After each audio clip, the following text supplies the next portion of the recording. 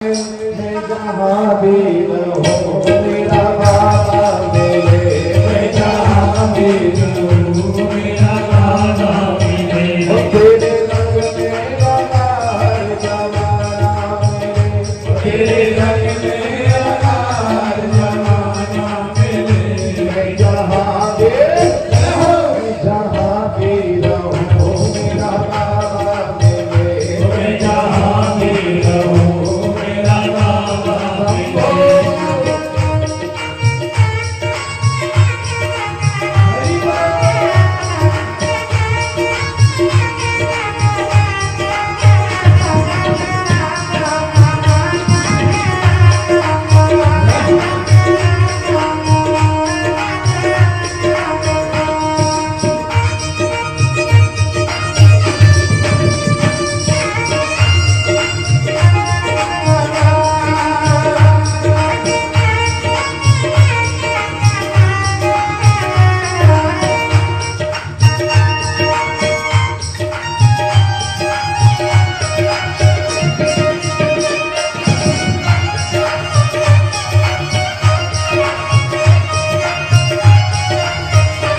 तुम चंदन बनो मैं पानी बनो, तुम चंदन बनो मैं पानी बनो, तुम चंदन बनो मैं पानी बनो, तुम चंदन बनो मैं रानी बनो।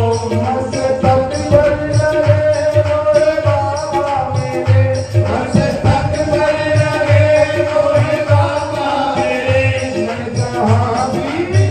मैं जहाँ भी रहूं मोरे बाबा मिले, मैं जहाँ भी रहूं मोरे बाबा मिले।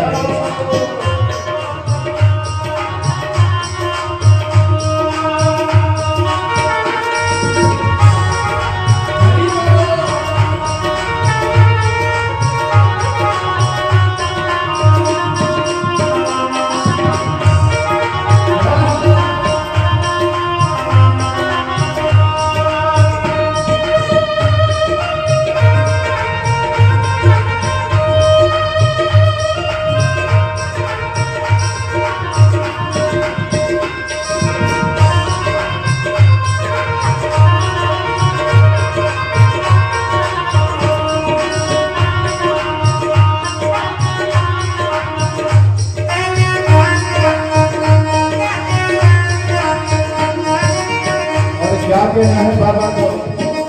तुम पुरुष बनो मैं नागा बनो, तुम पुरुष बनो मैं नागा बनो, तुम पुष्प बनो मैं नागा बनो, तुम पुष्प बनो मैं नागा बनो। माला मेरे रोहे बाबा मिले, माला मेरे रोहे बाबा मिले।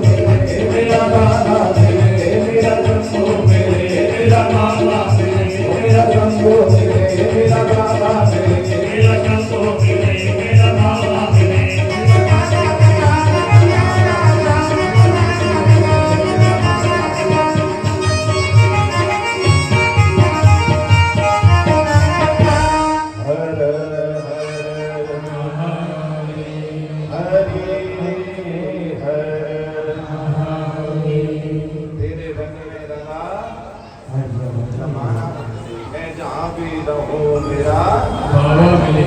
हे शंभो हे भोलेनाथ, हे आशीश्वर महादेव, अब मैं जहाँ भी रहूं वहाँ पर मुझे मेरा बाबा मिले, मुझे और किसी की जरूरत नहीं।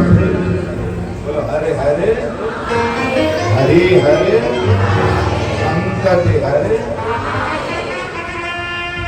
कौन कौन चाहता है मुझे मेरा बाबा मिले? सब चाहते हैं, तो बाबा से प्रार्थना करो ना कि तुम वक्ता बनो, मैं श्रोता बनो, जो कथा भी सुने तो वो मुझे बाबा लगे, मैं जहाँ भी रहूं मेरा शंकर करे, मुझे और कुछ नहीं चाहिए, मुझे मेरा शंकर मेरा बाबा लगे।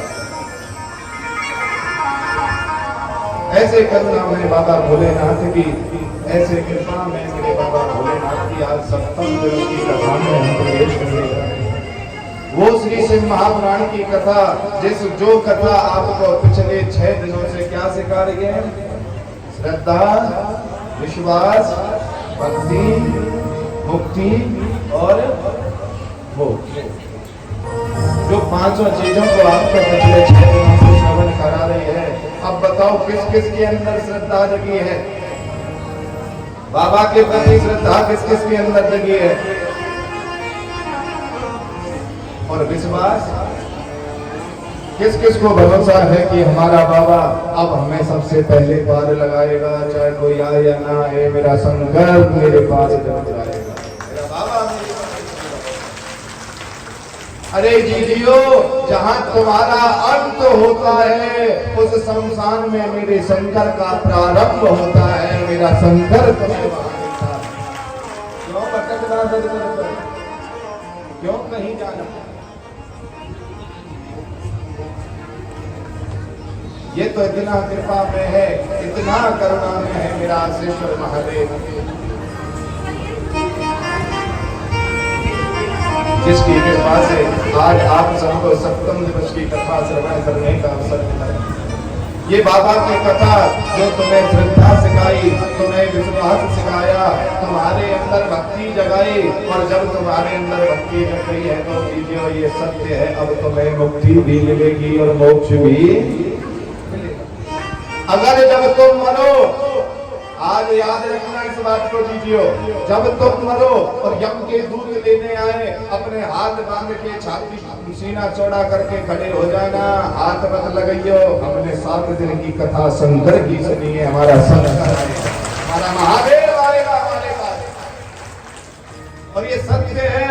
जो सिर्फ महापुराण की कथा श्रवण करता है ना जीजियो, यम के दूत भी उसे हाथ नहीं लगा सकते। क्यों? क्योंकि मेरे शंकर के गण उससे नहीं आते। मेरे शंकर बाबा स्वयं अपने भक्तों को लेने के लिए आते हैं। तो ये तो ऐसे करुणा में मेरे बाबा भोलेनाथ की कथा है,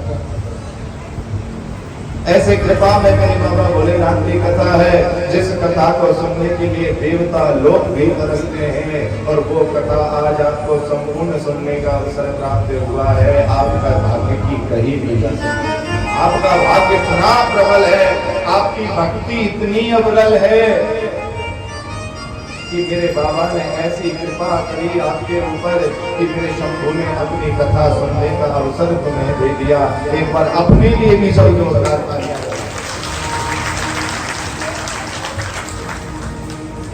क्यों? क्योंकि आज मैया हमारी कह रही थी, बड़ा सुंदर प्रसंग था मैया का, कि गुरुजी ये तन जो है ना, ये जो शरीर है, ये तो किराए का है। बोलो है या नहीं? ये तो किराए का है गुरुजी।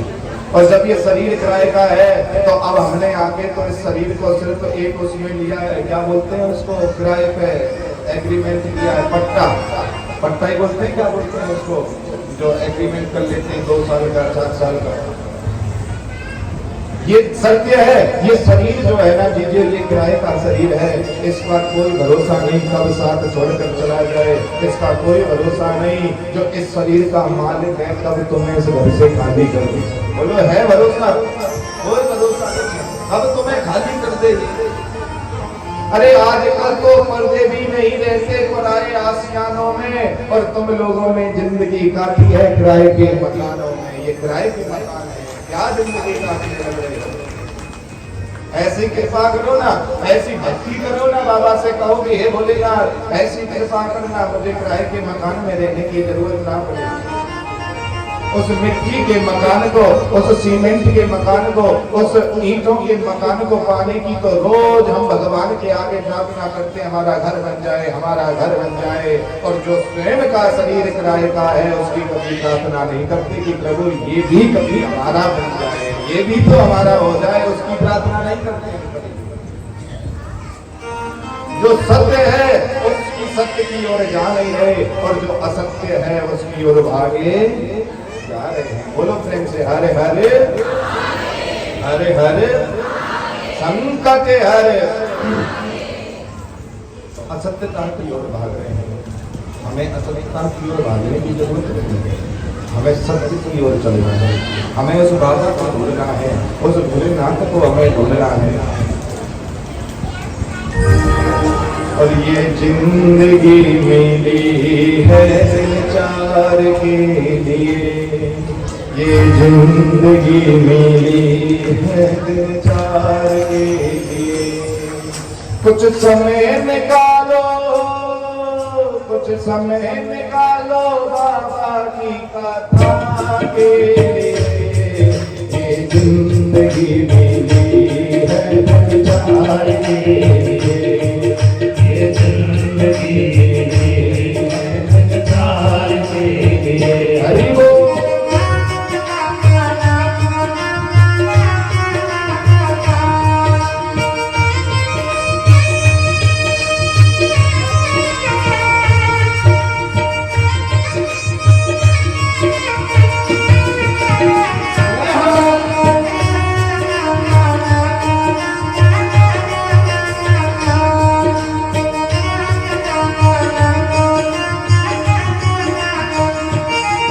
कोई पुण्य दिए होंगे जो ये मानव तन है पाया, कोई पुण्य दिए होंगे जो ये मानव तन है पाया।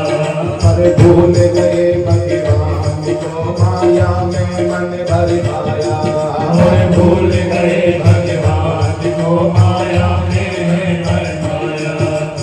अब तक तो जीते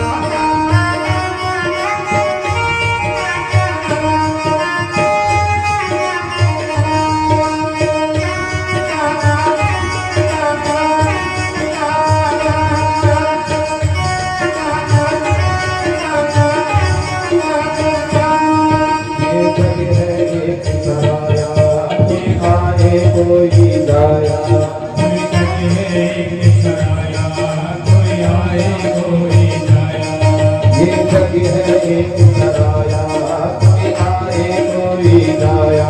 ये जग है एक सराया, कोई आए कोई जाया। इसका दस्तूर पुराना, कोई सदा न टिकने पाया। इसका दस्तूर पुराना, कोई सदा नहीं टिक पाया। तुम भज लो, तुम भज लो बाबा को तार के लिए। दोनों हाथ उठा कर कहो, ये जिंदगी मिली है तार के लिए।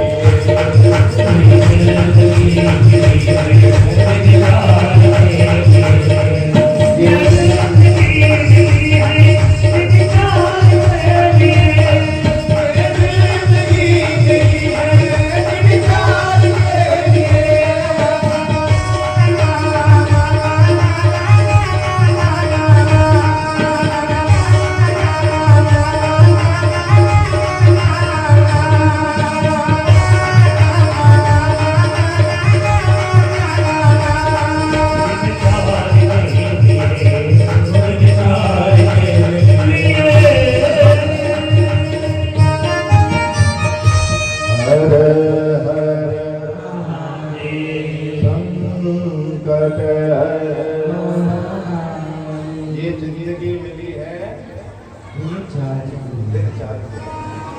तो बाबा की कथा हमें यही शिक्षा देती है, श्रद्धा विश्वास भक्ति और मुक्ति और मोक्ष, इन 5 चीजों को जो जीवन में धारण कर लेता है उसका समझ लो मानव तन पाया हुआ सफल हो जाता है। उसका समझ लो कि मानव तन मिला है और ये मानव तन इसका ये समझ लो कि बिल्कुल सफल हो जाता है। तो इसीलिए शास्त्र कहते हैं, शिव महापुराण की कथा कहती है कि ये जिंदगी मिली है तुम्हें, कुछ समय निकालो बाबा की कथा के लिए, यही तुम्हारे साथ जाएगा और यही तुम्हारे काम आएगा। ना बेटा काम आएगा, ना बेटी काम आएगी, और तेरी माया यहीं रखी रह जाएगी, और तेरी काया एक दिन मिट्टी में मिल जाएगी। ना बेटा काम आएगा, ना बेटी काम आएगी, और तेरी माया यहीं रखी, और ये काया एक दिन मिट्टी में मिल जाएगी। और देखो हमें अभिमान है ऐसा जिसकी कोई सीमा नहीं। हम इतना अभिमान करते हैं अपनी माया पर भी और अपनी काया पर भी। अरे भगवान किसी को कम नहीं देता है, मेरा प्रभु किसी को ज्यादा नहीं देता है। मेरा ठाकुर तो हमेशा सबको बराबर देता है। मेरा ठाकुर तो हमेशा, मेरा आर्केश्वर महादेव तो हमेशा सबको बराबर देता है। पर लोगों को देखो ना, किसी ने पूछ लिया था कि बताओ भगवान क्या करता है, भगवान का काम क्या है। और प्रभु भगवान किसी को इतना दे जिसकी कोई सीमा नहीं, उसे ये नहीं पता कहाँ रखो कहाँ ना रखो। और किसी को भगवान इतना कर दे कि उसमें खाने की निराले पड़ जाए। अरे कोई गोरा है तो बेचारा दिन भर फेरन लवली लगा के जा रहा है, मैं गोरा हो जाऊं। कोई काला है तो फेरन लवली लगा रहा है, मैं गोरा हो जाऊं। और जो गोरा है वो छाती तान कर चल रहा है। ये मेरे प्रभु ने दुनिया बनाई तो एक जैसी क्यों नहीं बनाई। किसी को इतना दे दिया, किसी को दिया ही नहीं। शिव महापुराण की कथा कहती है कि मेरा शंकर, मेरा आशीश्वर महादेव कभी किसी को ज्यादा और कम नहीं देता है, वो सबको बराबर है, सबको बराबर। आप सोच कर देखो, तुम्हारे कॉलोनी में या तुम्हारी गली में बरसात हो रही हो, क्या हो रहा हो। अब तुमने अपनी छत पर रख दी 5 किलो की बाल्टी, क्या रख दिया 5 किलो की बाल्टी, और पड़ोसी ने तुम्हारे सामने वाले ने रख दिया 500 लीटर का ड्राम। अब 2 घंटे बरसात हुई, बरसात होने के बाद में जो है तुम अपनी छत पर गए, तुमने देखा तुम्हारी बाल्टी पानी से भरी हुई है। अब गलती से तुम्हारी निगाह पड़ोसी के छत पर भी चली गई। अब देखा तो उसका ड्राम भरा हुआ है। अब तो हमने हाय मुझे तो 5 लीटर दिया, उसे 500 भी दिया।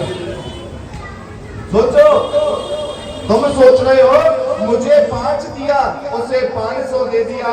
मेरा बाबा कहता है जीजियो मैं किसी को ज्यादा कम नहीं देता, मैं सबको बराबर देता हूँ। ये तेरी बुद्धि का खेल है, तू 5 लीटर लेगा या 500 लीटर देगा। मेरा शंकर सबको देता है, किसी को कम नहीं देता।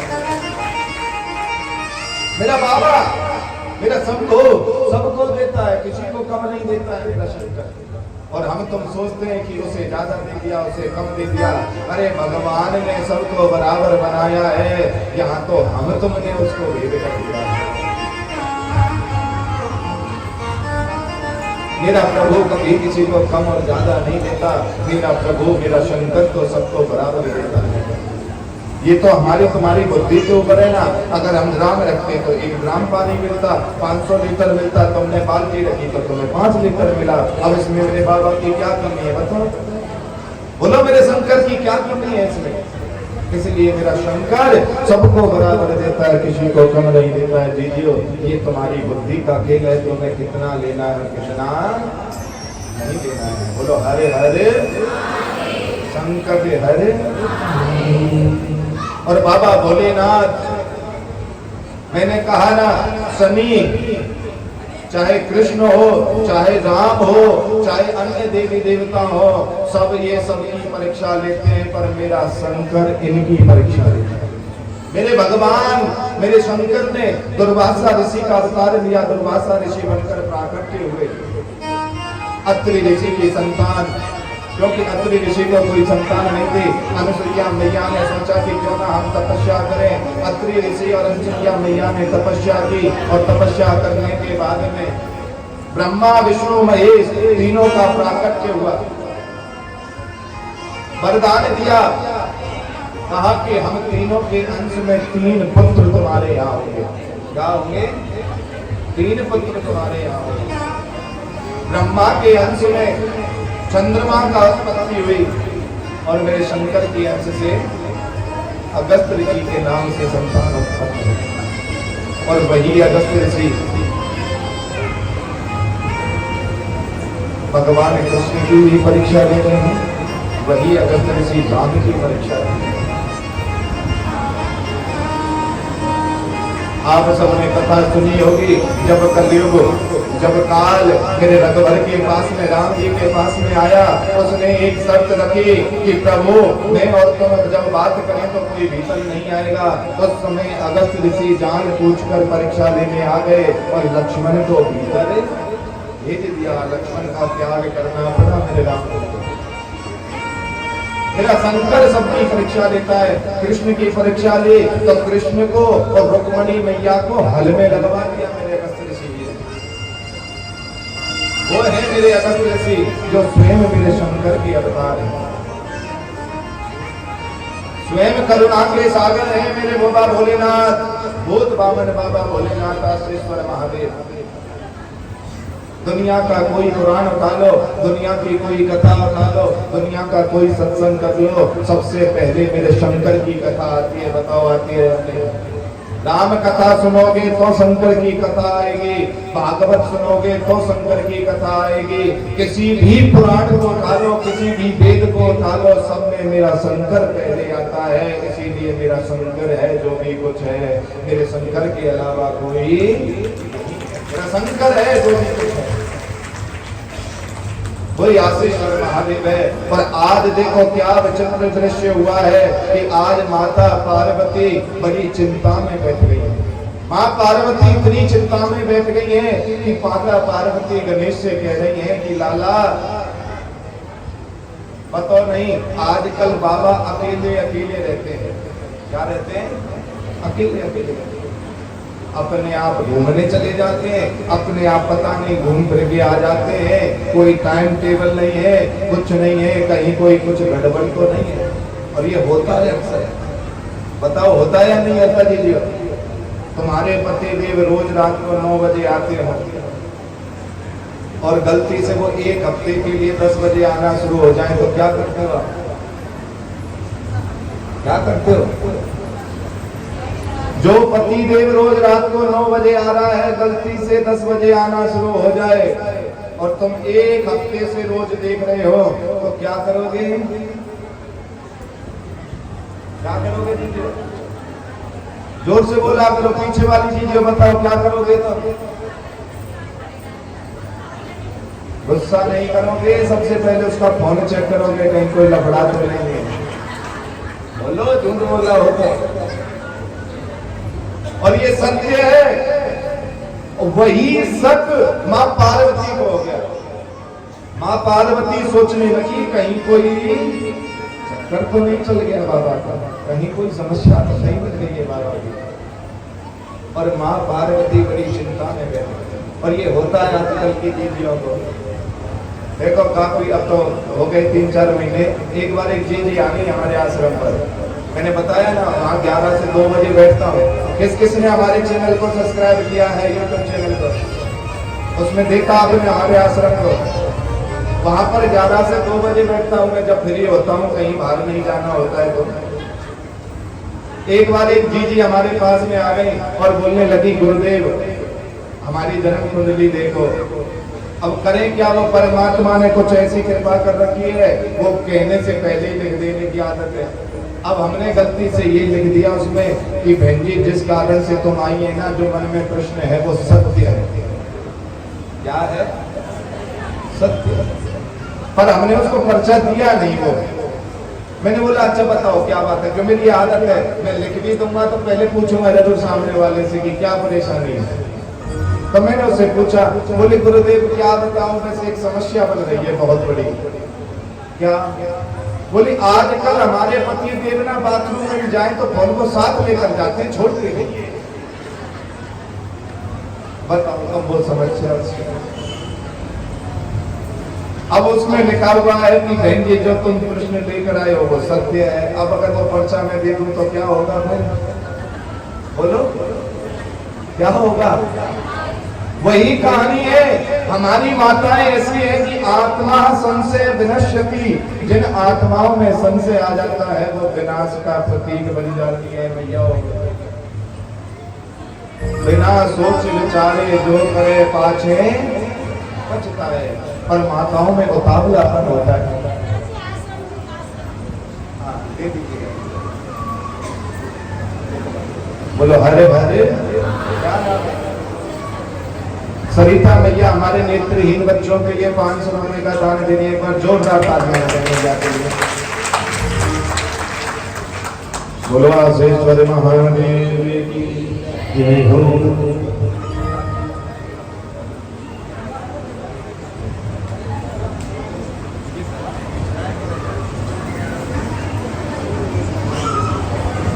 बोलो हरे हरे। तो मैया बड़ी विचित्र स्थिति में होती है इंसान। माता पार्वती को लगा कि कहीं ना कहीं कुछ, माँ पार्वती को लगा कहीं ना कहीं कोई समस्या है। और माता पार्वती इतने चिंतित होने लगी, माता पार्वती इतनी चिंता में रहने लगी कि अब वो सोच रही है मैं करूँ तो करूँ। जैसे आजकल की मैयाएं थोड़े से उसमें ही सब कर लेती हैं। तुम्हें कोई कुछ कह दे तो समझ लेना पति की तो रोटी खाना। तुम्हें कुछ बता दे कोई तो तुम इंक्वायरी नहीं करते हो, सबसे पहले तो पति देव पर ही त्रिशूल गधा लेकर काली माता बनकर चढ़ जाते हो। अब वही माँ पार्वती सोच रही है, और माँ पार्वती वहां पर वो नहीं कर रही है जो तुम जीजियों करते हो। वहां पर माता पार्वती अपने धैर्य का पति देवी के धैर्य को दिखा रही है। क्यों? क्योंकि परिवार चलाना, गृहस्थ जीवन चलाना मामूली बात नहीं है। मैंने बताया ना, पत्नी किसका रूप है? जोर से बोलो, किसका रूप है पत्नी? पानी का, लक्ष्मी का नहीं है। हाँ, सबको लक्ष्मी दिखती है, बगैर लक्ष्मी के तो कोई बात ही नहीं करता साहब। सबको लक्ष्मी दिख रही है। कभी कभी गंगा और सरस्वती भी ढूंढ लिया करो, या लक्ष्मी के चक्कर में ज्यादा मत रहो, ये माया काम नहीं आएगी। बोलो हरे हरे। पत्नी किसका रूप है? और पति दूध का।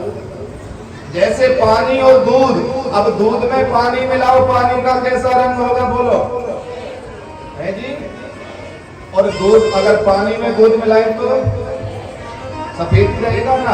उसी पर है जो स्त्री होती है, जो कन्या होती है, वो अपने कुल को छोड़कर दूसरे कुल की हो जाती है, उसी की जैसी बन जाती है। पत्नी पानी है और पति, अगर इसमें कोई शक रूपी, इसमें कोई लड़ाई रूपी खटियाई डाल दी जाए तो क्या होगा? और फट जाएगा तो फिर पानी कहाँ होगा? ऊपर होगा दूध। इसीलिए कहते हैं ना कलयुग में लेडीज फर्स्ट, पानी ऊपर और दूध नीचे। हाँ बोलो, आज कोर्ट में चले जाओ, कहीं चले जाओ, लेडीज की पहले सुनवाई है, बेचारे पति देव की बाद में सुनवाई है। क्यों? क्योंकि वो दूध जो है नीचे हो जाता है, पानी ऊपर हो जाता है। तो शिव महापुराण की कथा यही शिक्षा दे रही है जीजियो, ये शक रूपी, ये आत्मा संशय रूपी खटियाई कभी भी अपने इस रिश्ते में मत डलने देना, कभी भी मत आने देना इस रिश्ते में। अरे पहले देखो, उसे समझो और उसके बाद कोशिश करो ये किस कारण से हुआ है, किस वजह से हुआ है, उसके बाद अपने जीवन को सुधारने की चेष्टा करो। माँ पार्वती आज यही शिक्षा हम तुमको दे रही है। माता पार्वती को लगा तो माता पार्वती ने सोचा कि नहीं, पहले इसकी खोजबीन करो। और जब जीजियों को अपने पतियों पे शक होता है तो किसकी ड्यूटी लगाते हैं खोजबीन में? जोर से बोला करो, किसकी ड्यूटी लगाते हैं? जब अपने पति पर शक हो तो किसकी ड्यूटी लगाओगे? बच्चों की। इसका मतलब सबको शक है तुम्हें? हाँ, सबको शक है, मतलब पहले से ही पढ़े लिखे हैं तो क्या करना चाहिए क्या नहीं। जब अपने पतियों पर शक होता है तो बच्चों की ड्यूटी लगाई जाती है। वही ड्यूटी माँ पार्वती ने गणेश की लगाई है। किसकी? अब तो बाबा शाम को घूमने गए, और बाबा जब शाम को घूमने गए तो पीछे पीछे गणेश जा रहे हैं। बाबा अपनी मस्ती में जा रहे हैं और गणेश जब पीछे पीछे जा रहा है तो गणेश ने क्या देखा कि बाबा एक नहीं, दो नहीं, तीन नहीं, चार नहीं, पांच पांच कन्याओं के साथ में पानी में खेल रहे थे। क्या देख लिया? अब तो गणेश ने देखा और देखते ही गणेश पे तो रहा नहीं गया, और गणेश ने इतनी स्पीड बनाई, जब बच्चों को कुछ पापा के बारे में पता चल जाए ना तो मम्मी के चारों ओर घूमता रहेगा जब तक बता नहीं देगा। वही गणेश से हुआ। गणेश दौड़ कर आए, बोले मैया मैया मैया, तेरी बात सत्य है, हमारे बाबा एक नहीं पांच पांच कन्याओं के बीच में खेल रहे हैं। अब सोचो मैया पर क्या बीती है। माँ पार्वती ने क्या सोचा होगा? माँ पार्वती को आया क्रोध, और माता पार्वती बोली कि चल गणेश, जहाँ तेरे बाबा हैं वहां लेकर चल। और पार्वती मैया वहां पहुंच गई। पार्वती मैया ने जब अपनी आंखों से देखा तो पार्वती से रहा नहीं गया। और जब माताओं जीजियो तुम अपने पति को इस तरह देखती हो, कौन सा रूप होता है? जोर से बोलो। तो मैया ने भी काली का रूप रख लिया, खड़क हाथ में ले गई और उन कन्याओं को मारने चली। तुरंत मेरे बाबा ने कहा कि देवी तू कर क्या रही है, कर क्या रही है? बोली नहीं, आज मैं इनको खत्म कर दूंगी। बाबा बोले देवी ये कोई और नहीं है, ये तेरी और हमारी 5 बेटी हैं, ये 5 बेटियों के साथ में मैं खेल रहा हूँ। तो जीजियो, ये बाबा की कथा यही शिक्षा देती है। अगर आपके पति पर आपको कोई शक हो, आपके पति पर आपको अगर कुछ डाउट है तो पहले उसका निचोड़ निकालना, उसके बाद डिसीजन लेना। जल्दबाजी मत करना, नहीं तो घर बिगड़ने में देरी नहीं। यही शिक्षा दे रही है बाबा की कथा। कभी भी जल्दबाजी नहीं करना, बाबा ने यही सिखाया। माँ पार्वती ने कहा कि ये हमारी बेटी कैसे हो सकती है? बाबा तुमने तो कभी बताया नहीं। तो माता पार्वती से बाबा भोलेनाथ कह रहे हैं कि देवी इन 5 बेटियों का अवतार तेरी वजह से ही तो हुआ है। जब तूने मुझसे कहा कि बाबा चौसर खेलेंगे और चौसर में तूने कहा क्या हारोगे, तो मैंने कहा मेरे पास तो कुछ है नहीं। तो तूने ही कहा था ये त्रिशूल है, कमंडल है, सर्प है, कपड़े हैं, इन कोई जुए पे लगाओ ना। तो देवी मैंने वो जुए पे लगाए, तो जीतती चली गई, मैं हारता चला गया। मेरा त्रिशूल भी ले लिया, डमरू भी ले लिया, सर्प भी ले लिए, और आखिरी बाजी में तो तूने मेरे कपड़े भी उतरवा लिए। मैं तो नंगा होकर शमशान में चल दिया। उसी दिन से नागा बाबाओं की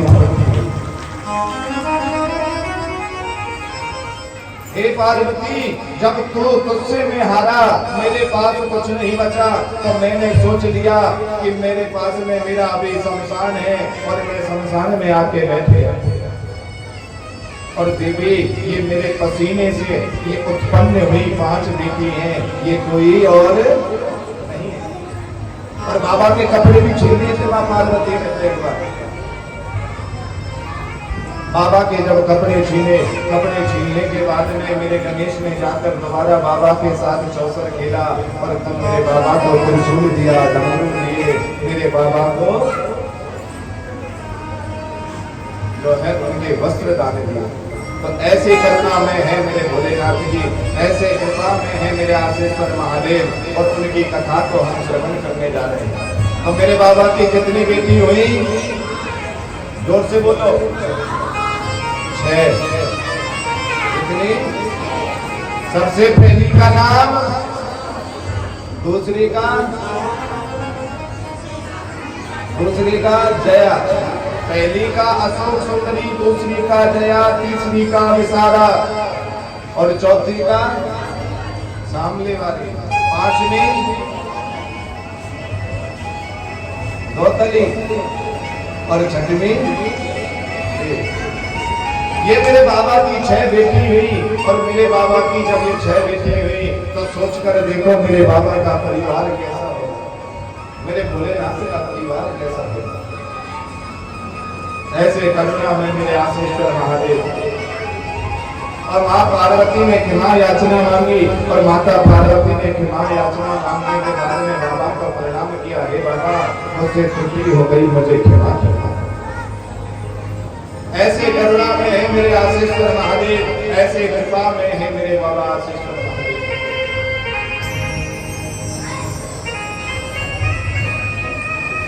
वो तो दिनों के रखवाले, दुखियाओं के दुख को दूर करने वाले शंभु आशीश्वर महादेव। उनकी पावन कथा आप सबको श्रवण करने का अवसर होना दीजिए। आगे से महापुराण में बड़ा सुंदर प्रसंग आता है, भगवान विष्णु की कथा। ये जो भगवान विष्णु का चक्र है ना, भगवान विष्णु का चक्र किसने दिया था? ये भगवान शंकर ने दिया। ये एक बार भगवान विष्णु के मन में इच्छा जगी, काशी में आ गए और सोचने लगे कि क्यों ना बाबा को कमल के पुष्प चढ़ाऊं, और 1108 पुष्प चढ़ाने का संकल्प ले लिया। और बाबा ने जब भगवान ने संकल्प लिया, और संकल्प लेने के बाद में मेरे बाबा ने ऐसी लीला की कि एक फूल को गायब कर दिया। क्या कर दिया? अब 1107 फूल चढ़ा दिए। भगवान विष्णु बोले आत्मा कहाँ गया? नहीं मिला। तो भगवान विष्णु कह रहे हैं ये दुनिया, ये वेद, ये पुराण मुझे कमल नयन कहती है। क्या बोलती है? तो यानी मेरी आंख भी कमल के समान है। मेरे विष्णु ने एक आंख निकाली और बाबा को चढ़ा दी, और जैसे ही बाबा को आंख चढ़ाई तुरंत मेरे शंकर का प्राकट्य हो गया। बोलो शंकर भगवान की जय। शंकर का प्राकट्य हुआ, और शंकर का प्राकट्य होने के बाद में मेरे शंकर भगवान ने कहा कि विष्णु मैं तेरी भक्ति से बड़ा प्रसन्न हूँ। और भगवान शंकर ने उन्हें चक्र का दान दिया। क्या दिया? चक्र। और उस दिन पता है कौन सी तिथि थी? बोलो। चतुर्दशी। कौन सी तिथि? चतुर्दशी, जो कार्तिक के महीने में वैकुंठ चतुर्दशी के नाम से जानते हैं। किस महीने में? वैकुंठ चतुर्दशी का नाम सुना है ना आप सबने? उस दिन हरि और हर का मिलन होता है भगवान शंकर और भगवान नारायण का उसी दिन मिलन होता है। और संसार में वही एक दिन ऐसा है जिस दिन भगवान विष्णु को बेलपत्र और शंकर को तुलसी चढ़ाई जाती है। कौन से दिन? वैकुंठ चतुर्दशी को। उस वैकुंठ चतुर्दशी के दिन, और शास्त्र कहते हैं, शिव महापुराण की कथा कहती है जीजियो, जिसका बच्चा मंद बुद्धि हो, जिसके बच्चे की पढ़ाई में परेशानी आ रखी हो, उस दिन के वैकुंठ चतुर्दशी को चढ़े हुए बेलपत्र और तुलसी को ले और उन्हें पीस के शहद में डालकर रोज बच्चे को चटाना शुरू कर दें तो वो बच्चा भी तीव्र बुद्धि का हो जाता है। जो नहीं बोलता हो तो वो बोलने भी लग जाता है, गूंगा भी बोल जाता है। उस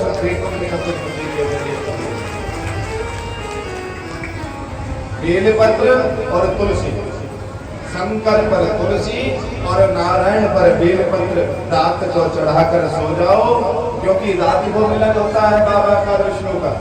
और सुबह उन्हें पीस कर बच्चे को शहद में डालकर उनका चाट चढ़ाना शुरू कर दो, मेरा बाबा उसे भी तीव्र बुद्धि बना देता है, मेरा शंकर उसे भी तीव्र बुद्धि बना देता है, मेरा भोलेनाथ उसे भी तीव्र बुद्धि बना देता है। बोलो हरे हरे संकट हरे। ऐसी करुणा में मेरे बाबा भोलेनाथ की करुणा, ऐसी कृपा में मेरे आशीष महादेव। आगे संघ महापुराण में बड़ा सुंदर प्रसंग आता है गुरु दीक्षा कि जीवन में हमारे गुरु जरूर होना चाहिए। जिसका गुरु नहीं होता है वो निगोरा के रूप में होता है। किसके रूप में? निगोरा। जीवन में हमारे गुरु नहीं होगा तो मुक्ति नहीं मिलेगी। जीवन में गुरु नहीं होगा तो कभी भी भक्ति का फल नहीं मिलेगा। जीवन में गुरु नहीं हुआ तो कभी भी भवसागर से तुम्हें बाहर कोई नहीं लगा सकता। जो हम पूजा पाठ करते हैं, जो हम अपना सत्संग कीर्तन करते हैं या दान पुण्य करते हैं, सबसे पहले किसकी शरण में जाता है? बोलो दीजिए, किसकी? गुरु की शरण। और गुरु कहाँ भेजता है? कहाँ? तुम्हारे पितरों के पास। कहाँ भेजता है? पितरों के पास। और पितर कहाँ भेजते हैं? भगवान के पास। तो सब जीवन में गुरु होना बहुत जरूरी है। जब तक गुरु नहीं होगा तुम्हें आत्मज्ञान नहीं होगा। जब तक गुरु नहीं होगा तुम्हें कभी भी लाभ नहीं होगा।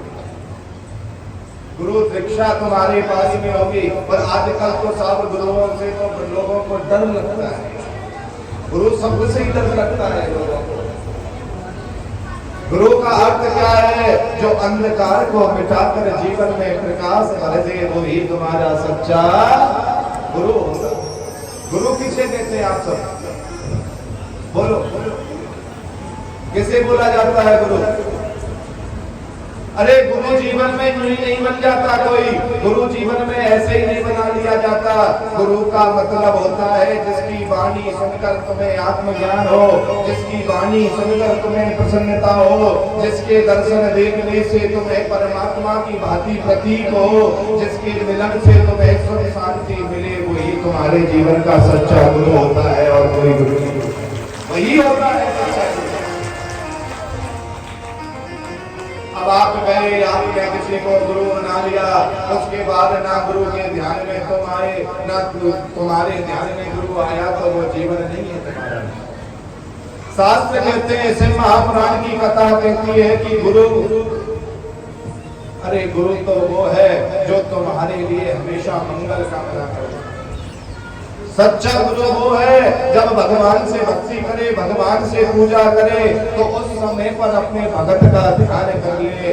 समझ लेना भगत का भी उद्धार है और संग में गुरु का भी उद्धार है। वो गुरु नहीं है कि कंठी दे दी, माला दे दी और भूल गया, वो सच्चा गुरु नहीं। शिव महापुराण की कथा गुरु बनाने का नियम बताती है। शिव महापुराण की कथा कहती है, पानी पीना छान के और गुरु बनाना जान के। गुरु ऐसे ही नहीं बन जाता है। गुरु को ऐसे ही नहीं बना लिया जाता है कि बस गए, देखा, सुना और बना लिया। ना तो तुम्हारी मुक्ति हो सकती है और ना ही तुम्हें मोक्ष मिल सकता है। क्योंकि हमें अभी तक यही नहीं पता कि गुरु दीक्षा तो लेनी होगी, गुरु दीक्षा के बाद किसी भी चीजों को ये नहीं पता होगा कि मंत्र का जप कैसे किया जाता है।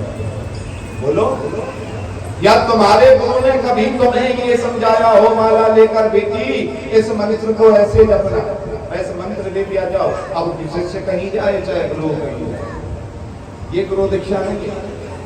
गुरु का अर्थ क्या है? आज्ञाहीन, श्रद्धाहीन, भावहीन या दक्षिणाहीन अगर आप किसी भी मंत्र का जप करोगे तो कभी भी वो तुम्हें लाभ नहीं देगा। चाहे तुम घर में किसी ब्राह्मण से कराओ, चाहे तुम खुद करो, कभी भी भजन अगर कर रहे हो और किसी के आज्ञाहीन होकर कर रहे हो, यानी कि कोई तुम्हें ऑर्डर दे रहा है और तुम भजन कर रहे हो उसके लिए, तो वो कभी भी लाभ नहीं देता। क्रियाहीन, क्रियाहीन का मतलब है स्वागत में तुम भजन कर रहे हो, काम करते करते तुम भजन कर रहे हो, वो तुम्हें कभी लाभ नहीं देगा। और आज्ञाहीन, कोई तुम्हें हुक्म देकर भजन करा रहा है, वो तुम्हें लाभ नहीं देगा। दक्षिणाहीन, पैसे का लोभ लेकर अगर तुम भजन कर रहे हो तो भी तुम्हें वो लाभ नहीं देता। पैसे का लोभ लेकर भी भजन नहीं होता। बहुत सी जगह में देखता हूँ, बहुत जगह मैंने ऐसे देखा है जो पैसा लेकर कथा सुनाना, पैसा लेकर भजन करवाना, पैसा लेकर पाठ पूजा कराना, जहाँ पर मांग होती है वहां पर मेरा शंकर भगवान नहीं होता, और जहाँ भाव होता है वहां पर मेरा नारायण भी होता है, मेरा शंकर भी होता है। ऐसे में भगवान नहीं होता है। भगवान कहाँ होता है? भाव में होता है। तो कभी भी इस तरह का भजन हमें अपने जीवन में नहीं करना चाहिए। कभी भी इस तरह की माला का जप हमें नहीं करना चाहिए। और आजकल हम बेगन दिखाने के चलते ही, अरे ठाकुर जी का भी भजन कर रहे हैं, ठाकुर जी की भी भक्ति कर रहे हैं, कोई नहीं देख रहा है तो देखो ऐसे कर रहे हैं जैसे शरीर में जान नहीं है। बोलो, अगर कोई नहीं देख रहा है ना तो ऐसे करेंगे, एक पैर लंबा और शरीर में जान नहीं है, और गलती से कोई गेट पे आवाज आ गई या कोई घर में घुस आया तो फिर ऐसे बैठ जाएंगे जैसे इसके बराबर तो कोई महात्मा ही नहीं है। बोलो जी, हम दिखावा कर रहे हैं, भजन नहीं कर रहे हैं।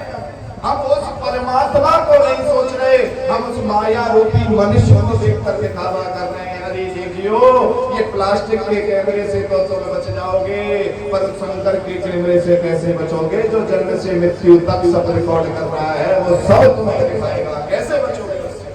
वो सब दिखाएगा।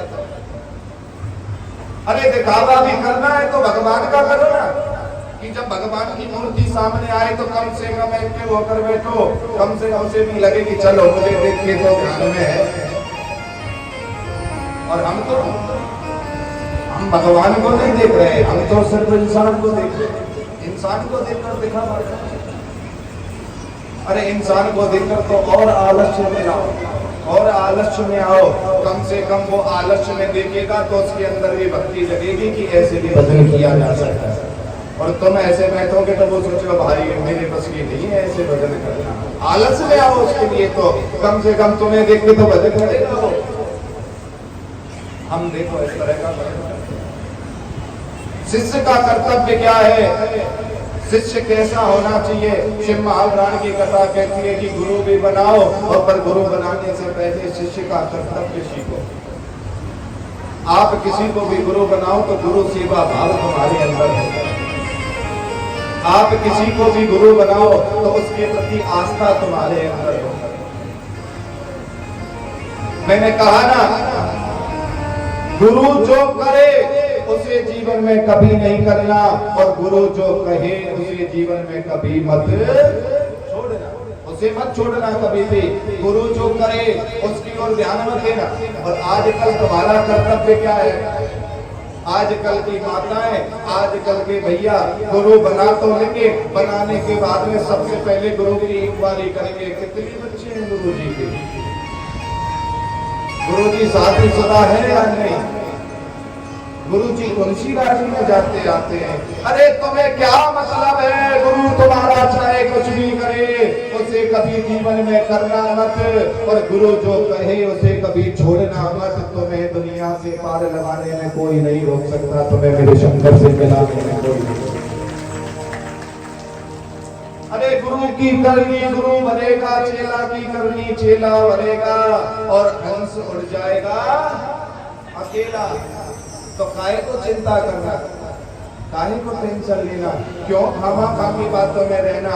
अरे जो गुरु ने कर्तव्य बताया है उसकी ओर चलना, ये शिष्य का काम है। गुरु के प्रति श्रद्धा भाव रखना, ये शिष्य का काम है। श्रद्धा होगी, भाव होगी, तभी तो भक्ति जगेगी, और भक्ति जगेगी तो मुक्ति मिलेगी, मुक्ति मिलेगी तो मोक्ष मिलेगा। पर नहीं, हमें तो उन चीजों से मतलब होता है जिनका हमारे जीवन में कोई संबंध नहीं होता है। उनसे मतलब नहीं होता हमें कि जिनका हमें कोई संबंध नहीं होता है। शिव महापुराण की कथा कहती है गुरु बन भी जाए, गुरु बनने के बाद चेले का कर्तव्य तुम सीख भी लो। उसके बाद भजन करने की 3 अवस्था है। कौन सी? बोलो दीजिए, भजन किस प्रकार से होता है? 3 प्रकार से। कौन कौन सा? मनसा, वाचा और कर्म। 3 प्रकार की अवस्था है, और तीनों प्रकार की अवस्थाओं में अगर तुम भजन करोगे, अगर वाचा मुख के द्वारा बोलकर भजन करोगे तो 1 गुना फल मिलेगा। कितना? 1 गुना। कर्म के द्वारा भजन करोगे तो तुम्हें 100 गुना फल मिलेगा, और मनसा मन के द्वारा भजन करोगे तो तुम्हें 1000 गुना फल मिलेगा। इसलिए मन के द्वारा।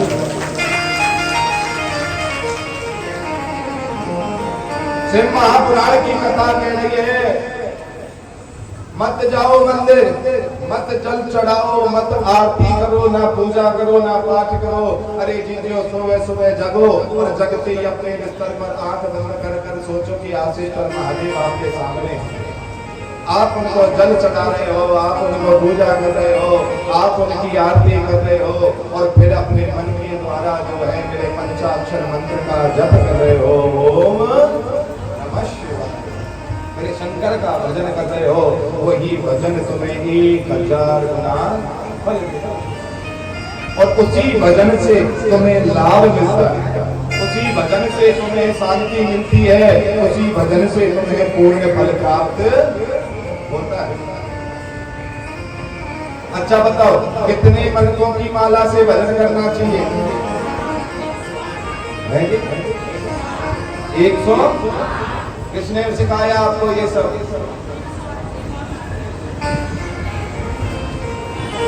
कौन कहता है 108 मंत्रों की माला करनी चाहिए? अरे जो 108 बीजों की मंत्रों की माला से जप करता है तो वो पता है कहां जाता है जी? अपने फोन में 108 नंबर डायल करो, क्या आएगी? जोर से बोलो जी, क्या आएगी? 108 पे नहीं, डायल करके देखो क्या आएगा। करना मत, कहीं कोई कर बैठे। हाँ, 108 नंबर डायल करते हैं तो एम्बुलेंस आती है। क्या आती है और कहाँ ले जाती है?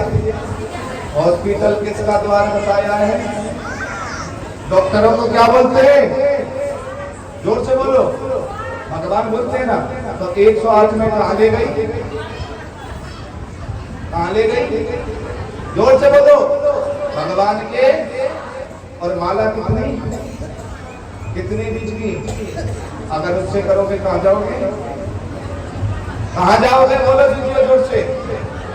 भगवान के पास जाओगे तो 108 बीजों की माला से सिर्फ और सिर्फ तुम्हें मेरे परमात्मा की प्राप्ति होगी, तभी तुम्हें लाभ और नहीं मिलेगा, और लाभ नहीं मिलता है। 108 माला उस व्यक्ति को करनी चाहिए जो व्यक्ति सिर्फ भगवान से मिलना चाहता हो। अब तुमने बना लिया गुरु। अब गुरु बनाने के बाद तुम सोच रहे हो अब हमारे गुरु जी आ गए, अब हमारे घर के दुख दूर हो जाएंगे, और जप कर रहे हो 108 बीज की माला की, तो दुख थोड़े दूर होंगे, तुम्हें शंकर मिलेगा। महीना 2 महीने देखोगे, माला को उठाकर फेंक के रख दोगे। गुरु जी भी ऐसा है, मंत्र भी ऐसा, कुछ नहीं होता है। बोलो क्यों? तुम्हें ज्ञान ही नहीं है कि कितने बीज की माला से हमें क्या करना चाहिए। अरे जीजियो, शिव महापुराण की कथा कहती है 27 मनकों की माला से अगर आप जप करोगे, कितने, तो हमेशा वंश वृद्धि होगी। जिसके घर संतान ना होती हो, जिसके घर में बच्चे ना होते हो, उस घर में 27 बीजों की माला से जप करना शुरू कर दो। कितने? 27। कितनी किसकी वृद्धि होगी? संतान की वृद्धि होती है। अब वो गलती से लग रही हो, किसी ने कह दिया पंडित जी ने बने काम कर तो पुत्र प्राप्ति के लिए भजन कर। अब वो बेचारी कर रही है 108 माला से। अब बताओ, संतान मिलेगा या संतान का बाप मिलेगा? बोलो, बाप मिलेगा। इसलिए कभी भी जिसको संतान चाहिए उसे 27 मनकों की माला से जप करना चाहिए। कितने? 27। और जिसे धन की प्राप्ति हो, जिसके घर में कर्जा ज्यादा बढ़ रहा हो, जिसके घर में आर्थिक स्थिति की तंगी चल रही हो, उसे 30 मनकों की माला से जप करना चाहिए। कितने? 30 मनकों की माला से। और जिसके घर में ये लगता हो कि कहीं कोई व्यक्ति मरने की स्थिति में है, या जिसे ये लगता हो कि तुमसे पाप बहुत हो गए, हमारी मुक्ति कैसे होगी, तो 25 मनकों की माला से जप करना चाहिए। वो तुम्हें मुक्ति दिलाती है। क्या दिलाती है? अच्छा बताओ, 30 वाले मनकों की माला क्या दिलाएगी तुम्हें? जोर से बोला करो, मुझे सुनाई कम देता है। क्या दिलाएगी? धन दिलाएगी। और 27 मनकों की माला और 25 मुक्ति दिलाएगी। और उसके बाद में अगर 25 मनकों के बाद भी अगर करते हो मात्र 15 मनकों की माला से, कितने? 15 मनकों की माला से अगर आप जप करते हो तो तुम्हारे पूर्व कर्मों को नष्ट कर देगी। यानी बुरे कर्म जो तुम्हारे हैं, जो तुम कर्म का भोग रहे हो, अगर मात्र 15 बीजों की माला से जप करोगे तो मेरे बाबा कहते हैं, हे महादेवी, उस व्यक्ति के पाप कर्म नष्ट हो जाते हैं और सब पुण्य में बदल जाते हैं, सब पुण्य में बदल जाते हैं। और अगर तुम 108 बीजों की माला से करोगे तो क्या होगा? क्या होगा? है जी?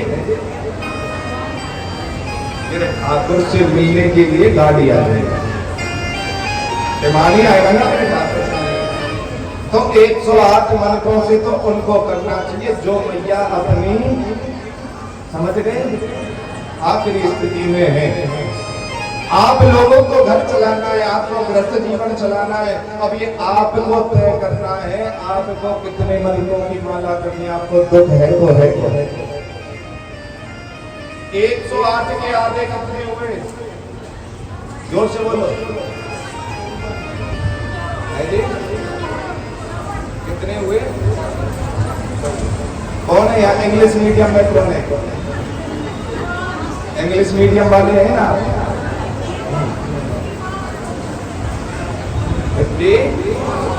आज तो 54 और 54 अलग है क्या? इंग्लिश मीडियम है ना आजकल।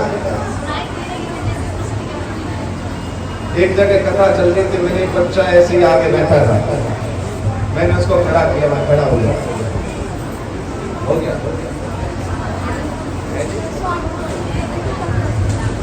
हाँ जी, मैंने कहा मैं खड़ा हो जा। मैंने बोला अच्छा, उसको ये पूछा था मैंने, अच्छा बता 89 को हिंदी में क्या कहते हैं? बोलो है जी। इधर वाले कहे 89, उधर वाले कहे 89। देखो इंग्लिश मीडियम में पढ़ोगे ना तो इंग्लिश मीडियम में डीओजी डॉगी सिखाया जाएगा, और हिंदी मीडियम में पढ़ोगे आ से मतलब आप फल समझाए जाएंगे और यहाँ पर कुत्ता बिल्ली समझाए जाएंगे। CAT कैट DAG, क्योंकि हमने भी 2 साल पढ़ाए हैं बच्चे गुरुकुल में, ऐसी बात नहीं है। आपके सांपला में बाबा कालिदास का गुरुकुल था, जब मैं चला जाया करता था पढ़ाने, पर हमने ये DOG डॉग नहीं पढ़ाए, हमने तो तीता अंति सीता था ये सब पढ़ाए सब। हम तो राम के रूपों में रहे, नदी के रूपों में रहे, और आप लोग अब बचपन में डॉग सिखाओगे तो जवानी में फिर क्या बनेगा? LION क्या बनेगा? यही सब बनेगा। और यही जब बनेगा तो फिर तुम्हें क्या बनाएगा? वो शेर बनेगा, तुम गीदड़ बनोगे, भागते रहेगा, वो पीछे भागता रहेगा, ये सब चलता रहेगा। बोलो हरे हरे। तो 108 के आधे 54। शिव महापुराण की कथा कहती है 54 बीजों की माला से, 54 मंत्रों की माला से करोगे तो मध्यम फल होगा। मध्यम का मतलब है भगवान भी मिलेगा, सुख भी मिलेगा, दोनों मिलेंगे। 108 में भगवान मिलेगा और 54 में भगवान भी मिलेगा और सुख भी मिलेगा। तो ऐसी है मेरे प्रभु की कथा, ऐसी है मेरे प्रभु नारायण। आशेश्वर महादेव बाबा भोलेनाथ कहते हैं कि हे पार्वती, अगर हम अपने जीवन में गुरु बना लें और गुरु बनाने के बाद में अगर हम गुरु के मंत्र को इस तरह की माला से जप करते हैं तो हमें तुरंत लाभ मिलता है। क्या मिलता है? और देखो, माला का जप करने के साथ साथ आज तक आपके गुरु ने ये नहीं बताया होगा किस किस उंगली का प्रयोग करना चाहिए, है जी? इस उंगली का, ये 108 से संबंध रखती है भैया। हाँ, ये गाड़ी में बैठाए के ध्यान रखना, रिंग फिंगर बोलते हैं ना इसको। हाँ, कहना शादी के बाद कर्म भूत गए, तो ये रिंग फिंगर वही है, इसमें अंगूठी गलीदार भाग टेढ़ा हुआ। बोलो, ये जो अंगूठा है ना, इस अंगूठे को सर्वश्रेष्ठ बताया गया, ये शंकर का रूप है हमारा। कहीं तुम्हें शिवलिंग ना मिले, तुम्हारा बच्चा जल चढ़ाने ना जाए, तो शिव महापुराण की कथा कहती है अपने अंगूठे को ऐसे रखो, इसमें जल चढ़ा लो, शंकर सब भी स्वीकार कर लेता। ये शंकर का है, ये जो अंगूठा है हमारा, इस अंगूठे का बड़ा विशेष महत्व है भजन में, बहुत महत्व है अंगूठे का। इस उंगली का इतना महत्व नहीं है जीजियो जितना अंगूठे का महत्व है। अंगूठे का प्रयोग हर उंगली के साथ किया जाता है, हर उंगली का प्रयोग उंगलियों के साथ नहीं किया जाता है। अगर आपको भजन करना है, आपके गुरु ने आपको गुरु मंत्र दे दिया, इस उंगली के साथ में करोगे तो उसका फल क्या होगा? शत्रु का नाश। क्या होगा? क्योंकि ये उंगली क्या कराती है? लड़ाई कराती है। किससे? सामने वाला शत्रु तो होगा ना जो लड़ेगा, शत्रु ही होगा या नहीं होगा? तो ये जो इस उंगली के साथ में भजन करोगे 2 जगह जाएगा, पहला पितरों के पास में और दूसरा हम कभी भी पितरों की रोटी निकालें, हम कभी भी पितरों की पूजा करें, हम कभी भी पितरों का पाठ करें, तो इस उंगली का ही प्रयोग होता है। तिलक भी लगाना है तो पितरों को इस उंगली से ही लगता है, और हमें तो यही नहीं पता, हम इसी से लगाते हैं पितरों को, तिलक इसी से लगता है। इस उंगली के द्वारा जप करोगे तो शत्रु का नाश होगा, और अगर इस उंगली के द्वारा जप करोगे तो धन की कमी दूर होगी। क्या? धन की कमी दूर होती है। और इस उंगली के द्वारा अगर आप जप करोगे तो तुम्हें फिर वही 108 वाला ही नंबर चुनना पड़ेगा, वही भगवान की प्राप्ति होती है इस उंगली का प्रयोग करने से। और अगर इस उंगली से करोगे तो तुम्हें कुछ नहीं मिलेगा, पाप ही पाप मिलेगा। कभी इस उंगली का प्रयोग नहीं होता है। तर्जनी उंगली शत्रु का नाश कराती है, मध्यमा धन दिलाती है, और अनामिका भगवान से मिलाती है, और कनिष्ठिका ये कुछ नहीं दिलाती है, ये पाप ही पाप कराती है। बोलो हरे हरे संकट हरे। क्यों? क्योंकि जब किसी को बाथरूम आ रही हो तो क्यों उनसे उंगली का इशारा करते हैं? बोलो, करते हैं या नहीं? आजकल स्कूलों में भी जाते हैं सर, बहुत सारे जी करते हैं। क्योंकि ये जो उंगली है ना, ये पाप का प्रतीक है, ये पुण्य सत्य है, ये पाप का प्रतीक है, ये मलमूत्र का प्रतीक है ये उंगली। तो इस उंगली का प्रयोग नहीं होता है कभी भी, और हम लोग इस उंगली से डरते हैं कि इसका प्रयोग मत करो। क्यों? हमारी संस्कृति, हमारे सनातन धर्म को मजीठी और दबाया जा रहा है, और कुछ नहीं है। जो सत्यता है उसे छुपाया जा रहा है, और जो पाखंड है उसे फैलाया जा रहा है। हमारा सनातन धर्म होता है। बाबा भोलेनाथ कहते हैं कि हे देवी, अब मैंने आपको सिखा दिया कितने बीजों की माला से जप करें, मैंने आपको सिखा दिया कितने कौन सी उंगली से किस लिए जप करें। अब मैं आपको बताता हूँ जप कहाँ करना चाहिए। घर में जप करोगे 100 गुना, गौशाला में जप करोगे 1000 गुना, किसी तीर्थ स्थल पर जाकर जप करोगे 10,000 गुना, किसी देवालय में जाके जप करोगे शंकर के आगे ही तो 1,00,000 गुना, और अगर स्वयं शंकर के सामने, शंकर के समक्ष बैठकर जप करोगे तो 1,00,00,000 गुना, कोटि माने करोड़ों गुना फल मिलता है। इसलिए घर में करो, मंदिर में करो, कहीं करो, मेरे शंकर का जप। कभी मौका मिले तीर्थ में जाने का, गंगा के किनारे बैठ जाओ, आसन लगाकर बैठ जाओ, और कहते महादेवी मन के बता दिए कितने मनकों का जप करना है, मैंने आपको उंगली बता दी, मैंने आपको स्थान बता दिए कहाँ कहाँ जप कर सकते हो। अब मैं आपको बताता हूँ कि किस दिशा में जप करने से क्या फल मिलता है, कौन सी दिशा में हमें जप करना चाहिए, जिसके जप करने से हमें क्या फल मिलता है। अगर आपको किसी का वशीकरण करना है, बता दो या रहने दो, गलत प्रयोग नहीं करना है, कहीं गलत प्रयोग करो। हाँ बोलो हरे हरे, या ये वाला कृष्ण रहने ही देते हैं। आजकल कलयुग है ना, लोग ज्यादा प्रयोग उसी नहीं करते हैं। बोलो हरे हरे। अगर किसी का वशीकरण करना है या कोई बस में करनी है, बहुओं को सास, सास को बहू, हाँ, और इसके अलावा तो ज्यादा दम होगा ही क्या आप लोगों को। बताओ जी जी, सत्य है या झूठ? बोलो जी।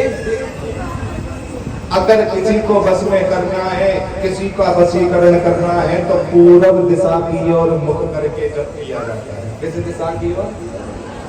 अब उसमें वशीकरण में हाड़ मास का शरीर भी नहीं आता है, वशीकरण में मेरा भगवान भी आता है, उसे देखकर जप करो, वो तुम्हारे बस में वैसे ही हो जाता है। इसलिए भी वशीकरण में मेरा नारायण आता है, मेरा शंकर आता है। तो पूरब दिशा की ओर मुख कर जप करोगे तो वशीकरण होता है, और दक्षिण दिशा की ओर मुख करके जप करोगे तो पाप कर्मों से मुक्ति मिलती है। किस दिशा की ओर? दक्षिण दिशा की ओर। और उत्तर दिशा की ओर, पश्चिम दिशा की ओर मुख करके जप करोगे तो, जिसको मैं आपको बार बार बताता आ रहा हूं। अच्छा बताओ, कितने मनकों की माला से धन बढ़ता है? पक्का 30। और मुक्ति जो है सुख शांति कितने मनकों की माला से आती है? बोलो बोलो।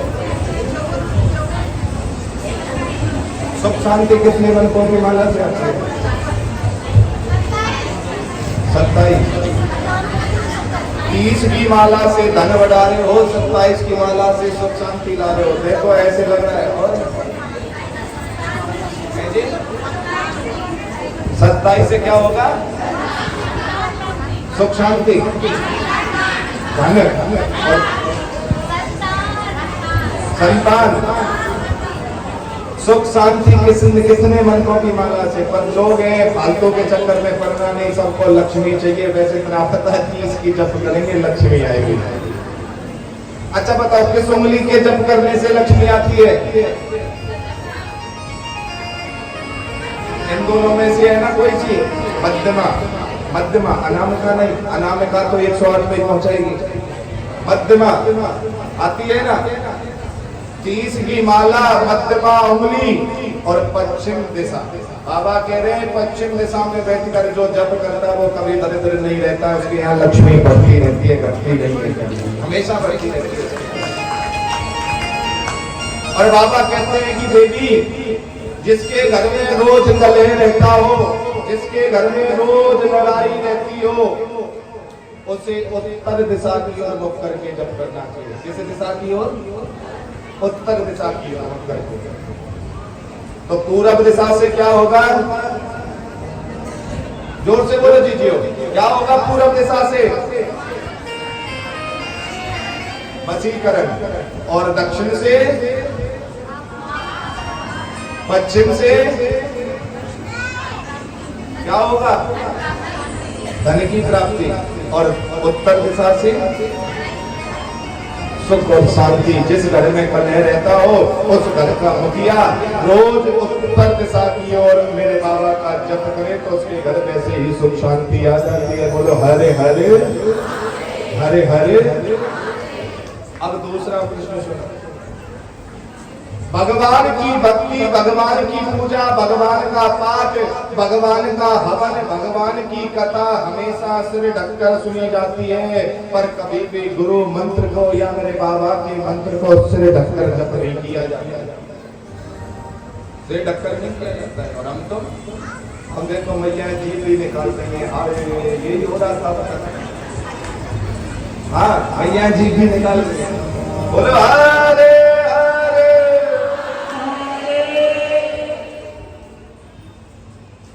बालों को खोलकर, कुर्ता पहनकर, नंगे रहकर, सिर को ढककर, अशुद्ध रहकर कभी भी भगवान का जप करोगे, गुरु मंत्र का जप करोगे, उसका तुम्हें फल कभी भी नहीं मिलेगा।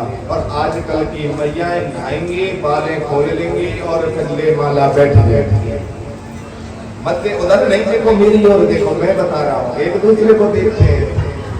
हाँ, बोलो हरे हरे।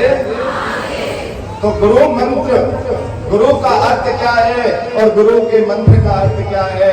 जब जीजिए तुम्हें लाभ मिलेगा, अन्यथा तुम्हें कभी भी मेरे बाबा से लाभ नहीं मिलेगा। मेरे बाबा से, मेरे शंकर से कभी भी लाभ नहीं मिलेगा। इसलिए जीजियो, जीवन में गुरु का होना बहुत जरूरी है, पर गुरु ऐसा हो जो आत्मबोध करा सके, गुरु ऐसा हो जो तुम्हें तुम्हारी जिंदगी से मार सके, गुरु ऐसा हो जो तुम्हें मेरे बाबा से मिला सके। वही तुम्हारा सच्चा गुरु हो सकता है और नहीं। बिना गुरु के तो जीवन भी जो है निरोड़ा है। तो इसलिए जीवन में गुरु का होना तो जरूरी है। जीवन में गुरु का होना जरूरी है, पर जीवन में गुरु मंत्र को कैसे जपा जाए ये जरूरी है। बोलो हरे हरे हरे हरे। अब बताओ दीजिए, क्या ये शिक्षा आपको पहले थी कभी? आपको ये शिक्षा थी पहले? किसने दी? पढ़ा था। और किसी जीजी को थी है शिक्षा? नहीं थी। और आपने भी जीजी पढ़ा जरूर होगा, पर आपने इतनी तरह खुल के नहीं समझा होगा कि इसको करने से ऐसे होता है। आपने सिर्फ इतना पढ़ा होगा, तर्जनी, मध्यमा अंगुली, धन संचय, ऐसे ही पढ़ा होगा, पर आपको किसी ने ये नहीं समझाया होगा मध्यमा अंगुली का मतलब है इस उंगली से माला का जप करो, धन आएगा। व्याख्या नहीं होगी। क्यों? और ये सत्य है, व्याख्या नहीं होती है। हम पढ़ भी लेते हैं, हम ज्ञान भी ले लेते हैं, पर हम उसका मतलब नहीं समझ पाते हैं, हम उसका अर्थ नहीं समझ पाते हैं, उसके लक्षण नहीं समझ पाते हैं। हमारा सिर्फ और सिर्फ यही संबंध होता है। और ये स्पष्ट लिखा हुआ है शिव महापुराण में। अगर जिन जीजियों ने शिव महापुराण पढ़ी हो तो वायु संहिता में स्पष्ट आते हैं ये सब चीजें। बाबा ने स्पष्ट करके समझा रखा है। और महादेवी माँ पार्वती को समझा रहे महादेव।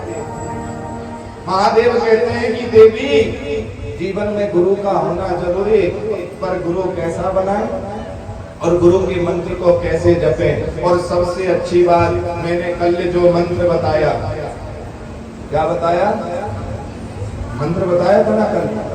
अगर जीजियो तुमने 1 साल, कितने दिन?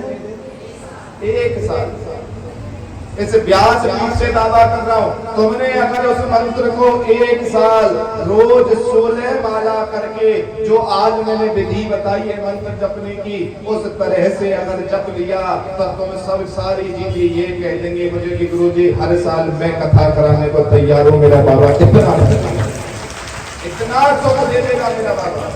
अकेला दावा कर सकते हो तुम कि गुरुजी मैं सामर्थ्यवान हूं, मैं कथा करा सकती हूँ अकेली। मात्र 1 साल जपने से।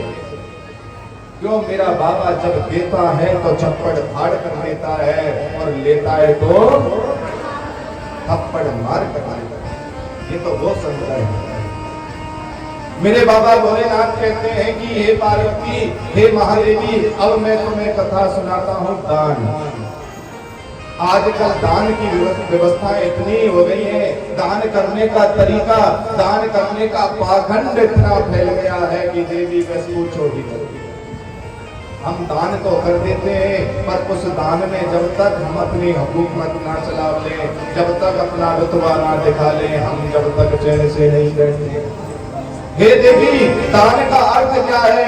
दान का अर्थ है इस हाथ को दो और इस हाथ को पता भी ना चले, वो दान।